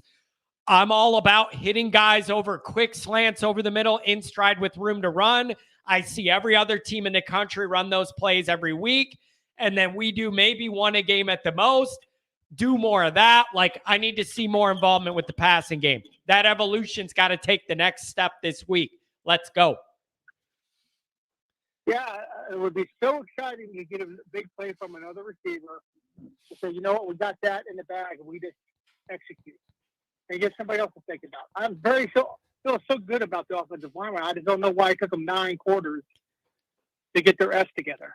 Yeah, I don't get that. I don't get that either. On us anymore. Pine had 8 seconds on that 3rd and 13 to throw the ball. Pine had so much time where he could pick and choose. It's just, wow, where were you guys at least during the Marshall game? I'll never understand that. Well, it's just like, well, Patterson was injured, and so that threw things off. Like, yeah, I get it. But there's no preseason to work things out and gel in college football. You can't be like, we need time to gel, and then you have 2 losses, and then you gelled. Nobody cares if you're gelled after the season's ruined. You don't have that type of leeway. Well, it looks like Marshall's offensive line gelled pretty good against us that game, didn't it? Yeah, exactly. And it's like Ohio State didn't need time to gel. They won the game. Like, I get it. I'm just glad we're past that and they look better. But I want to see the next evolution of the passing game because I think you're going to need it to win these games later in a few weeks. That's my number one thing I'm looking at on offense. Can that pass game take the next evolution, the next step? Absolutely. What I'm so excited about the offense, what it looks like to me right now, we're layering better play every week. So hopefully we can go up another 8 to 10%. So we're almost where we need to be when Clemson gets here. Yep, hopefully everybody can stay healthy and just. I want to blow out. I want to have a nice easy night to enjoy a victory and laugh at his face the whole night, Shaw. But we'll somehow make a play to keep him in the game, which is going to drive me batshit crazy. Yeah. Yeah, but at least if it's in a win, you'll be able to tolerate it a lot more. So as long as we win, I'm a lot more open to discussing some of the dumb stuff that happens. That's for sure. Yeah, it's always good when you win to have something to work on. You can get full of yourself. And we've had something to work on every win. The offensive line wasn't that good against Cal to the end of the game. The passing game, the defense is still giving up big plays. That gives us something to work on. Hopefully they'll play this guy, Prince Colley. Maybe he can get in for a couple plays. Seems like he makes plays when he comes in. Yeah, and I think he's going to get a little more time anyways because Bo Bauer's out. So it's not he's going to see more play now no matter what. Made a great play spying the quarterback last week. Stayed right on him, and I love that, and hit him. I love that kind of discipline from a young guy. I'm all about it. Let him play more. Give me that Colley. Ow! Yeah, and also he had a nice play on the tight end. He covered the tight end. As soon as he caught the ball, he got hit. It was in the flat. So he gets there a little bit quicker than everybody else does. And he's a little faster. Yeah, and that's ideal. And that's one of the things that was talked about with him too, is he's a ball hawk type of guy who's really good at figuring out how to just get to the ball, find ball, hit ball. But yeah, those guys got to get more in the mix, get more comfortable. I'm all about any young guy getting more reps that's going to be around when this roster flips and they're more competitive nationally. The more reps those guys get, the better that operation's going to look. So if you can win games and get those young guys in, go for it. Do it as much as you can. Yeah, that's what the next 2 weeks are going to be about, I think. Hopefully. Yep, and they need to be. I think we're going to blow somebody out. Yep. I think we're going to blow somebody out. It ends up we're hanging on death's door all the time. Yep. This kills me. I got 2 questions for you, John. Sure. I'll let you go. How did you like that game in Baton Rouge Saturday? Highlight of my weekend. I mean it. I came home, watched it, And I was like, wow, we've seen playing big teams at home. We've seen that show before. Yep. It was every And Brian Kelly Big Ten big game moment. Brian Polian with the special teams. Nobody liked some of the Denbrock offense. Like, you name it. And it was the full Brian Kelly big game experience. And I love it 100%. And it made my weekend. I loved it. Seeing that place empty by like mid third quarter. Beautiful. Made my week. yeah, he just lost his home field advantage there. That place is crazy. When he just got a first down, that place went nuts. Yep. I was So like, man. I really enjoyed that. All right, secondly, this is a hypothetical. It probably won't happen, but I like to dream. Sure. Let's say somehow we run the table for the rest of the year, go 10-2, right? That means we beat an undefeated USC, undefeated Clemson, Yep. and we beat them by double-digit points. Woo! Both games. Are we ranked ahead of them or not? Probably, I'm not saying probably not. If they have one loss and we have two, probably not. Just because of the number of losses. As messed up as that is, they're going to go one is less than two. Right? Like, I don't see them jumping that. I'm just seeing. The only reason I was thinking about it, talking to my oldest about it, is because when USC had their run, you remember they lost the first two games like 16. Yeah, and then they ripped off 10 in a row, I think. Yeah, and they got like in the top 5. So I'm just wondering, because if we beat two teams that win their conferences, oh no, we'll see. I know it's not most likely not going to happen because that's a tough road to hoe. Yeah, but that's a really interesting. That is an interesting question. But look at it, man. Even when we beat, who was it? I think BYU, and we beat them, and they're still ahead of us, even though they have 2 losses and we beat them. They got more AP votes than us. So make sense. We have the same amount of losses and we beat them and they were ranked ahead of us. Head-to-head didn't matter there in the AP last week. Yeah, I just figured because it'd be later in the year and both teams would be top 5 teams. It's a really interesting question. And God, I hope we're in that position to find out what the answer is too. Yeah, that'd be a lot of good momentum, and that should help with recruiting. But we can't get there unless we win this week. Yep. Nope. You're absolutely right. For the game of the season. These next 2 weeks I'm hoping are for work. This is where you build more of the foundation. Yep. I'm hoping for a 45-13 game or 17.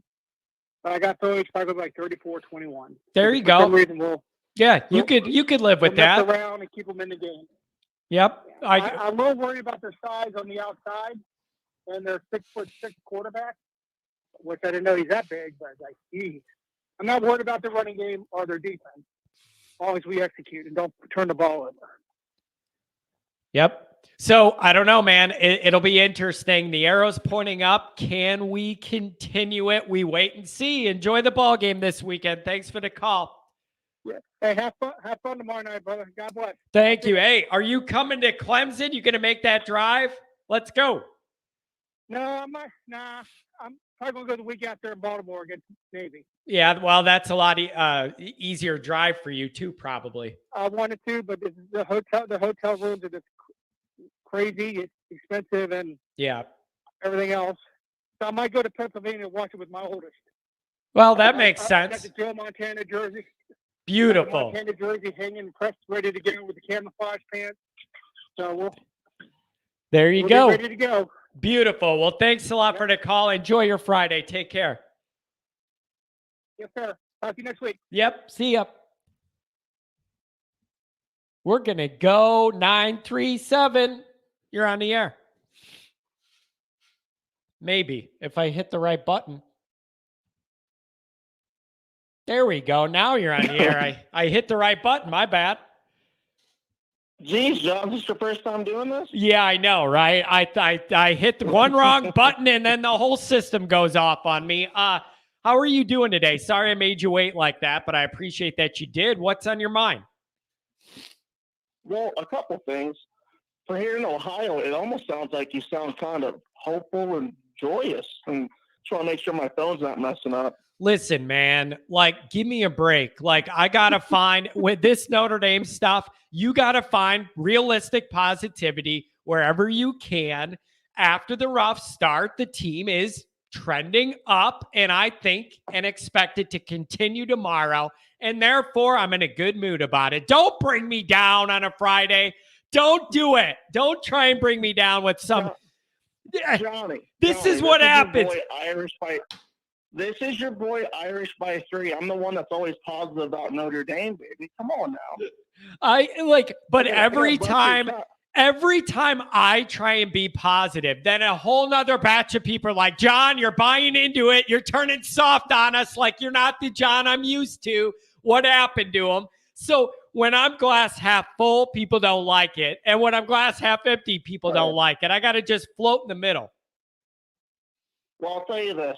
Real fans of John Always Irish will watch your show no matter if we win or lose, much like myself. So thank you. I like a happy John personally. Now, what's on my mind is I think we're going to do really well against Stanford. I, too, hate David Shaw with all of my heart. I just don't like his face. I just don't like his face. It bugs me. Always looks like, oh, I know better than you. I don't like it. I don't like that stupid smile. I don't like it. You ever seen the movie Sin City? Yeah, but it's been a while. Go back and watch it and watch Elijah Wood's character, and that's what David Shaw reminds me of. Something about the guy bugs me. And it isn't just the smirk. He's also a crybaby. He's still getting up there crying about 10 years ago. He's 1-4, and he's sitting there crying about 2012. Get a grip, David. So one thing that has bugged me about this show a little bit, at least today, is that everyone's on Al Golden. Al Golden's still only giving up 20 points a game. We have a bunch of freshmen playing in the back end, giving up big plays every now and again. But yeah. I'd rather have these big plays than these mistakes happen in the games that they've happened versus Clemson, USC, and our postseason. So you need to make these. Well, think of it like this: in the bowl game, everyone hated Clarence Lewis, right? Because he kept messing up and kept getting burnt. This year, C. Lou's been playing pretty good, so you kind of need to have those mistakes to kind of grow as a player. They're doing these in wins, but I think it's going to pay dividends later. Yeah. So let's take a breath off Al Golden, take a breath off the defense, and we're going to get there. We're going to go back to elite status. It's just we have a lot more Julian Loves on our team that are just young.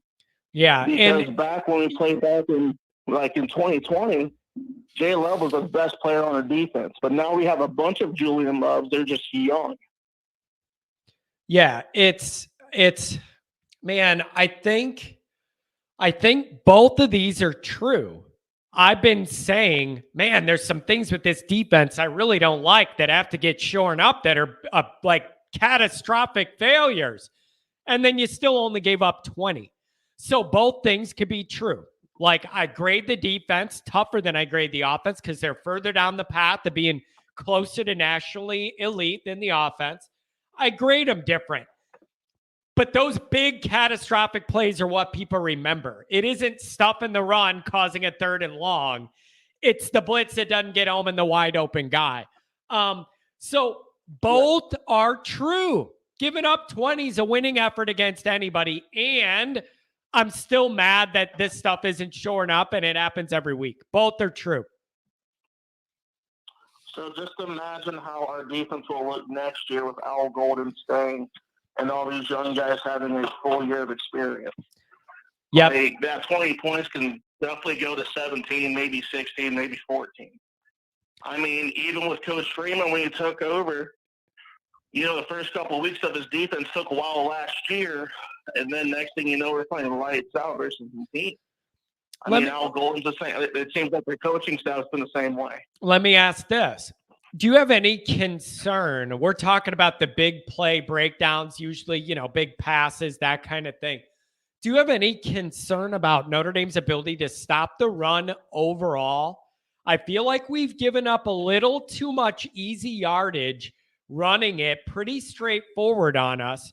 And then I wonder if the absence of Lacey and Cross has anything to do with those numbers creeping back up. Is that something you're looking at all or not? No, because we can't, no matter what, we can't look back and get Lacey and Cross back. We can't get Bo Bauer back, so we have to only look forward. Now, we got to keep having the guys that we have already in the building making those plays, but they also have to get experience and the snaps to do it. There's always going to be that adjustment period, but I think once the linebacker, especially now with Bo Bauer going down, you got Prince Colley, you got Junior, you got some thumpers back there, and I think they're going to have to step up and play, and I think that they will. So, no, change is always stressful. Change always hurts, and that's what we're doing right now. But we're starting to get some business. So we're about to be 4-2 at the end of Saturday night. So, no, it happens. I will take that step back to go those 2 steps forward, and that's what we're doing right now. Yep. That's how I see it in the big picture, too. I mean, the sting of the Marshall game isn't going to go away, but I'm with you. If I have to take one little step back in a year that we weren't going to win any playoff games anyways, even if we beat Marshall, we weren't. I'm sorry, we just weren't. Now's the year to do that. So I don't like it and it hurts, but you got to use that and be in a better place when we are ready to win those games. So, but also the Marshall game, I think kind of is going to sound weird. I think it kind of benefited us a little bit because it kind of got people's heads out of their tuchuses. You know, like no one's just going to show up and just roll over because you're Notre Dame. In fact, you're going to get everyone's best shot.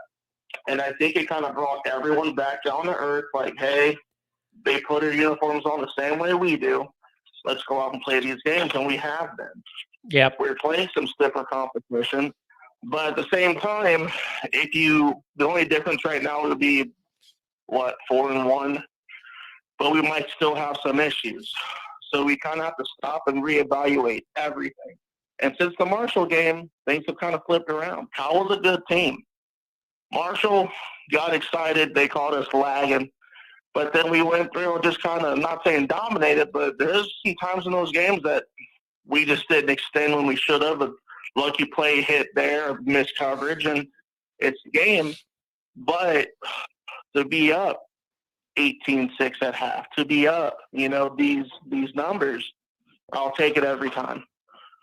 We're not playing crappy competition. We're not in the Big Ten. We're not in the ACC. We're playing like some squads. Yeah, there's no doubt the schedule's way tougher this year than it has been, has been the last couple. There's no doubt about that. So what's your score prediction? How do you think this is going to play out? In the vein of Clubber Lang, I'm predicting pain on Saturday, baby. My last prediction was Irish by 30 over BYU. I think if we can stop them in the first half, come out, stop them in the first half of the third, I don't see them getting beyond 17, to be honest. And I think we open it up. I think Tyree has a good game. I think Logan Diggs has a good game. And I think our wide receivers start to break out. I can see a 41-10, 41-14. Wow, man, if you got that, people would feel a lot better. And then you would expect to ramp it up even more against UNLV. And then if you win that, we have all the energy going into Syracuse. You win that, you have all the energy to build up the Clemson game as big as it could be, considering you have 2 losses. That's the roadmap to salvaging the season, folks. And that's what we need to see. Can I say one last thing? You certainly can. Did you see, it's a night game when Clemson comes to town November 5th, right? Yep. I have to assume you've been to South Bend in November, as I have. I certainly have. I mean, my brother in Christ, it's going to be cold as hell for those little,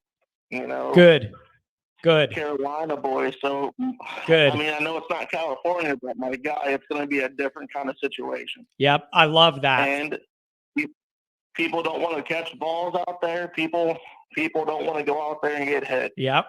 One last thing. I sent you an email. Did you get it? Maybe. I'm backed up on emails. I'll go back through and look. Yeah. Please do. My kid drew you a picture for your birthday. I sent you a picture of it. Really? All right. I'll go back and look. I'm a couple days behind. I'll go back and look for sure. And if it's something I could show, I'll do that. Give him a shout out too. I appreciate that. Yeah, my kid heard it was your birthday, and he's like, I'm going to draw him a picture. Oh, my gosh. So All right. A picture of him. That's awesome. I will check that email, and I'll do something with it. I'll look at it. Thanks for reminding me. All right, man. Hey, go Irish. And can't wait to talk to you next week. Beautiful. Go Irish. Enjoy the game. Man, we got nice callers here.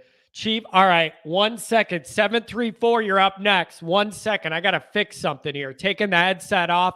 2 seconds, I'll be back. 734 is coming on. Entertain yourself for 1 minute.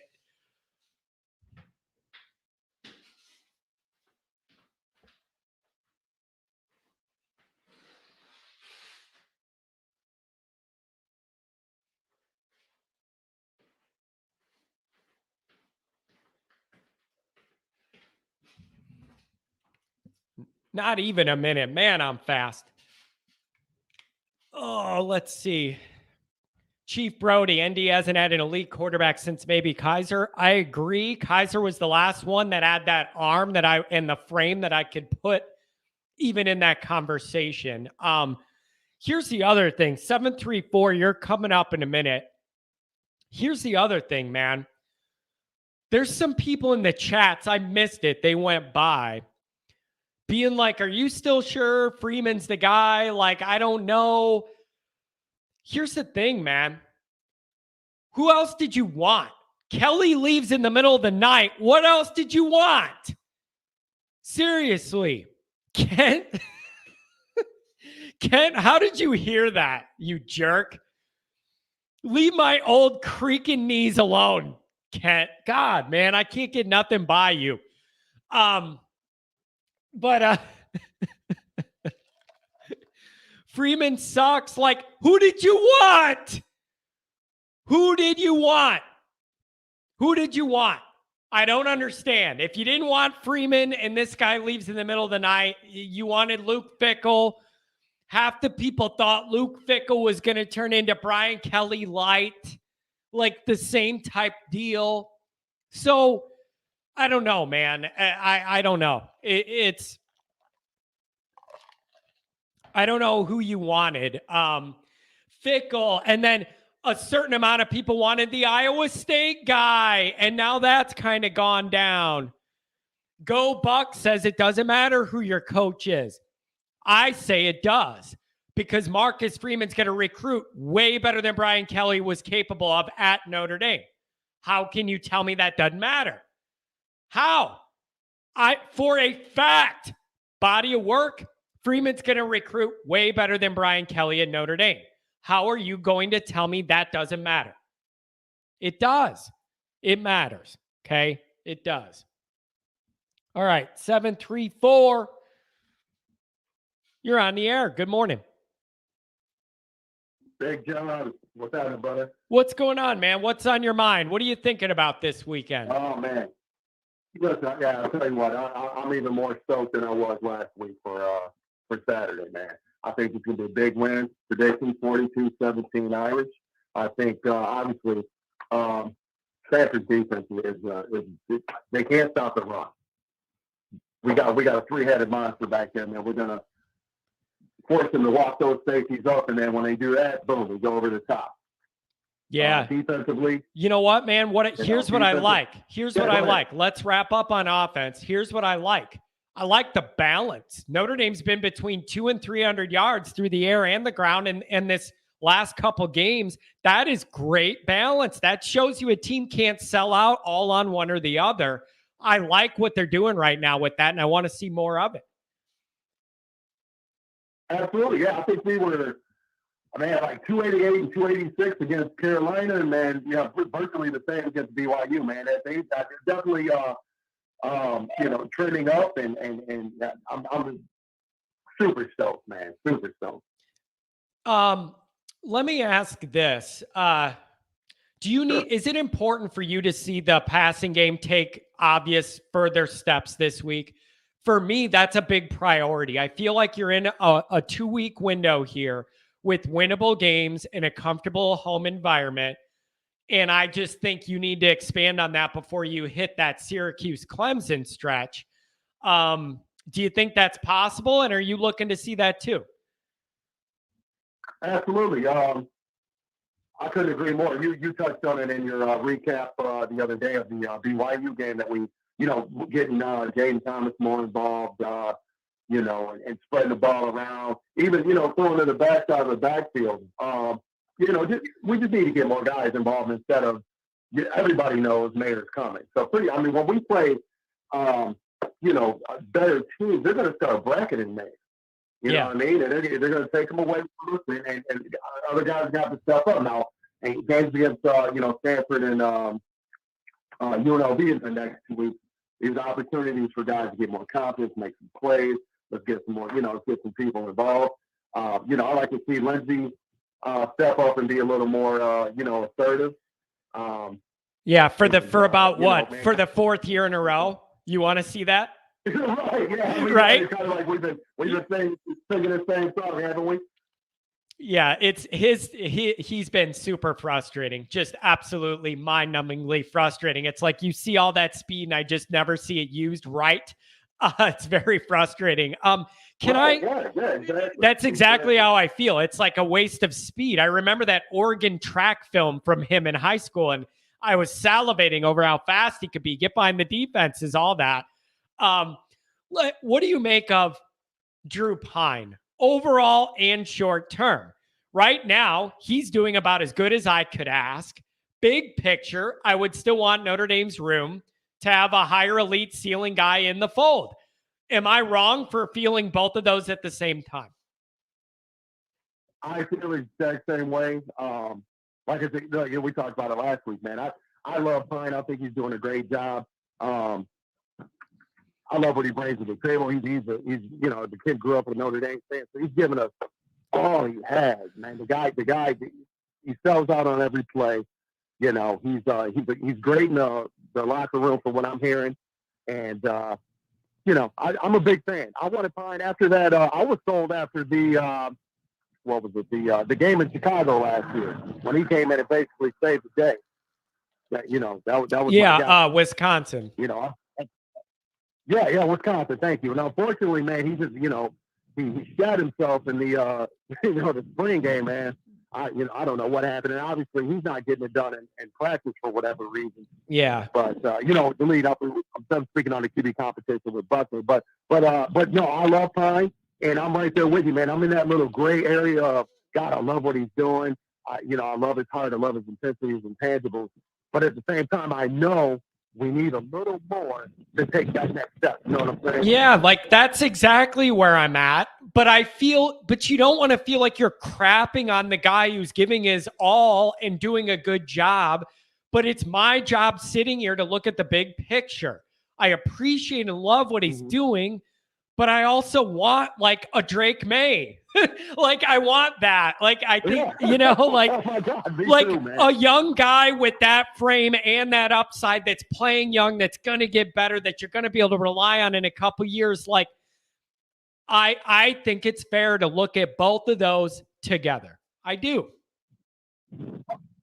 For sure. Especially, we've done this 12-1 and 11-2s and, consistently since, 2017 and, 10-3s and whatnot.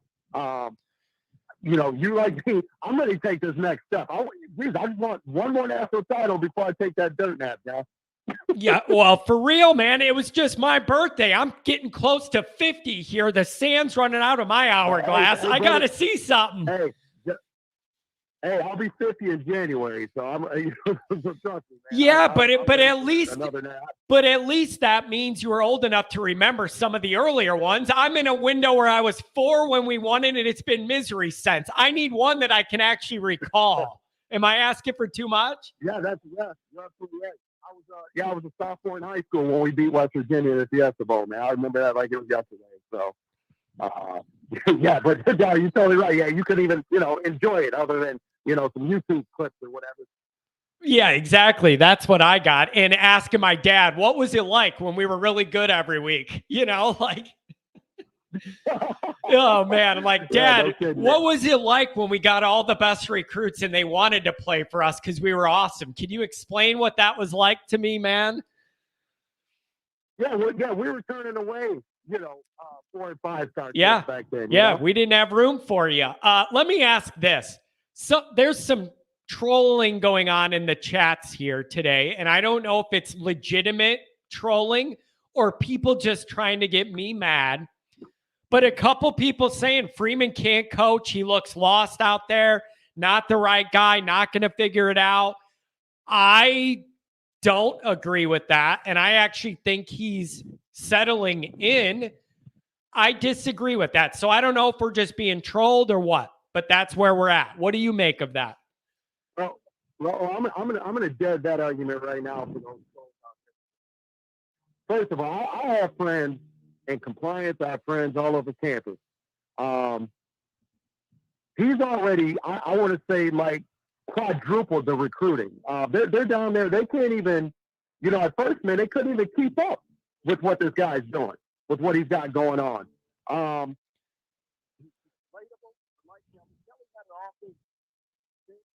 Away from the locker room for a long time. You know what I mean? He's in the mix.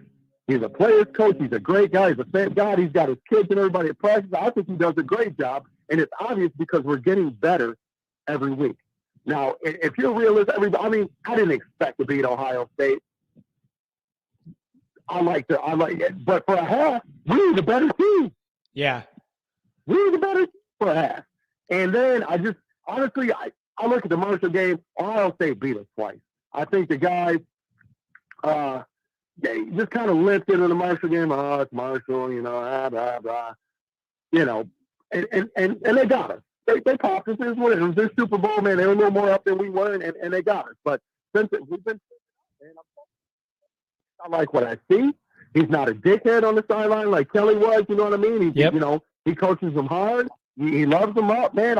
Listen, I was with you last year when you were doing the show and you were on that Freeman. Everybody's making fun of you because, they're calling you a Freeman lover. And you were like, oh, I was right there with you, man. I'm telling you, I just saw early the things I think have been missing. And I saw them in him, and he was already in the building. It made perfect sense.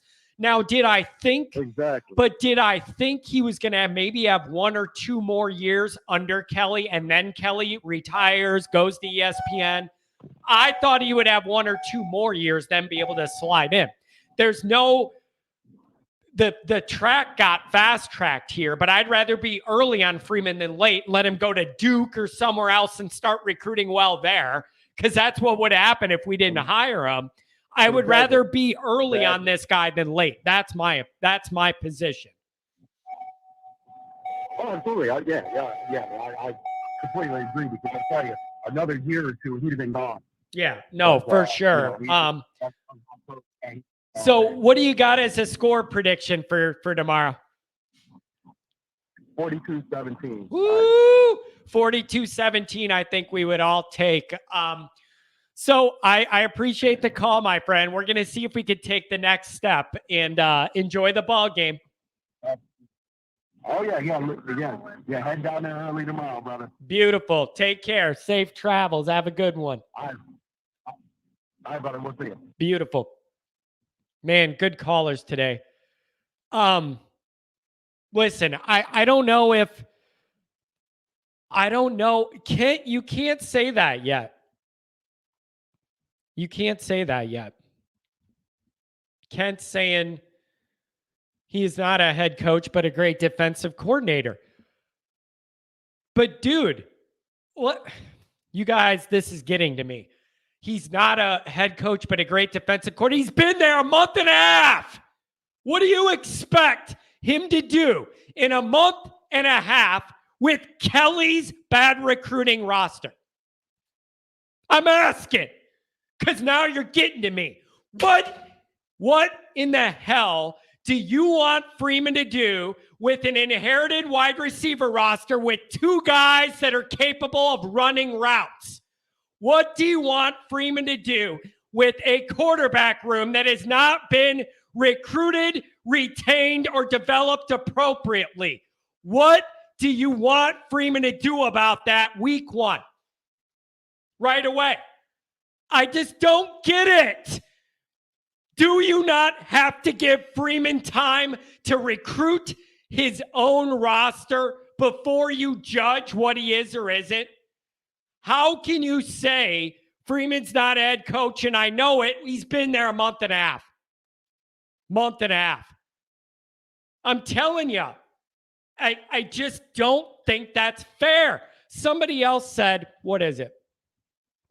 I'm sorry, but it's just too early to make these proclamations. Brad's in a bad mood today, or a good mood, and just wants to get me mad. The guy has done nothing. He hasn't been there long enough to do anything yet. What do you mean he's done nothing? He hasn't even had one recruiting cycle yet. What did you want him to do? Wave a magic Freeman wand and we have a dozen good 5-star receivers? Is that what you wanted? What did you want Freeman, the defensive guy, to do? Wave a wand and all of a sudden he has a quarterback room with skill, talent, and depth? Like, you got to be realistic about what you expected Freeman to do already. There's only so much he could do until he gets his guys in there. How is that not fair?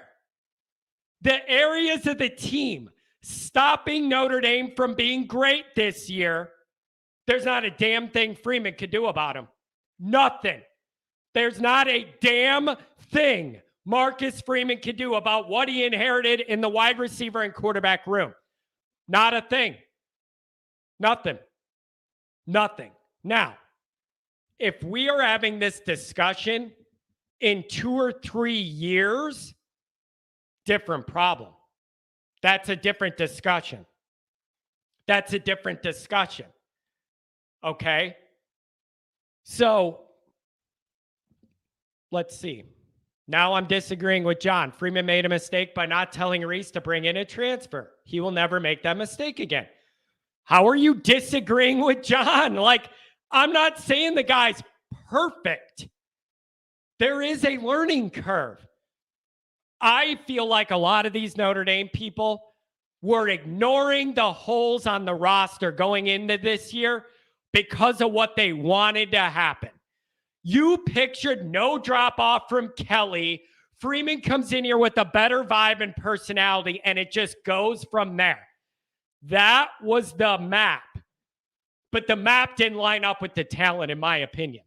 And that's why all summer I said, and no one wanted to hear it, I said, I got a feeling there are more holes on this roster than any of us want to admit. And next year could be rough because of it. No one wanted to hear it. So whatever. How do you not let this guy recruit his own guys and judge him off that before you say that the guy's done? You can't. I'm not allowing it. Like, I just can't imagine it. That you would be like, nope. The whole reason people wanted Freeman was because the way he recruits compared to Kelly. Now you're writing him off that he's never going to be good before you get to see any of the number one thing we hired him for. How does that make sense? He got hired because of that personality and the electric kind of delivery of him selling Notre Dame. You got to give it a chance to kick in, man. Let this guy recruit for 2 or 3 years and then see what it's like. But to write him off right now, I just can't do that. And if you're going to do it off one dumb Marshall game, fine. But then you're never going to be happy with anybody but Saban then. Like, there's no magic button to press when it comes to Notre Dame. A lot of things all got to line up great for Notre Dame to be good. Go Bucks. So you're saying he's a recruiter. I am saying that is one of the primary reasons he was hired, because there's a body of evidence in that area. As far as being a coach, he only has the body of evidence as a defensive coordinator, not the head guy. Take some time. Takes some time. So Brad Johnson, shut up, John. Indy has no coaching. It's not going to happen. I just disagree. I just disagree. Exactly. You're saying he's a recruiter, not a coach. What are you guys not getting? What are you guys not getting? He has to have a body of work to be engaged as a coach. He needs a body of work. The first month and a half of the season is not a body of work. It's not. It's not. So let the guy work. Let him get some talent in there. Let him ease into being a head coach. He's not a finished product. No one said he was a finished product right now. But you also didn't like Kelly. So I guess you're never going to win. You didn't want Kelly. Who do you want? Kelly didn't win enough. This guy doesn't have the experience. Who did you want then? I'm waiting. Tell me, who did you want? Who'd you want? Sorry, Fickle wasn't going to get me excited. Fickle was going to end up being Kelly all over again. I didn't see Fickle having that edge that's going to get your recruiting over the top. I didn't. Who did you want? Who'd you want? Who'd you want? Kelly left in the middle of the night. Who did you want that was going to make you feel good? Who? Urban Meyer? Never going to happen. Never going to happen. Too much baggage for Notre Dame. Too much. Just too much. UND fans are easy to wind up. I'm real easy to wind up. Doesn't take much for me. But I do not think it is fair to judge how Freeman's doing and give it 2 to 3 years. You got to let him get his own talent, do you not? I just think that's fair. You got to let him get his own talent. You do. And in 2 or 3 years, if we're having these issues or losing to teams we shouldn't, that's a problem. Like, that's a problem. But for where we're at now, I'm willing to have a little patience with Freeman because I just think there's an upside there that didn't exist under Kelly. If I have to take 1/2 step back this year for 2 forward the next few years, I'll make that deal because doing it the Kelly way was going to get you the same result. Win a lot of games, but never get over the hump. So I'm willing to try something different. Let this guy recruit for 2 to 3 years. All right?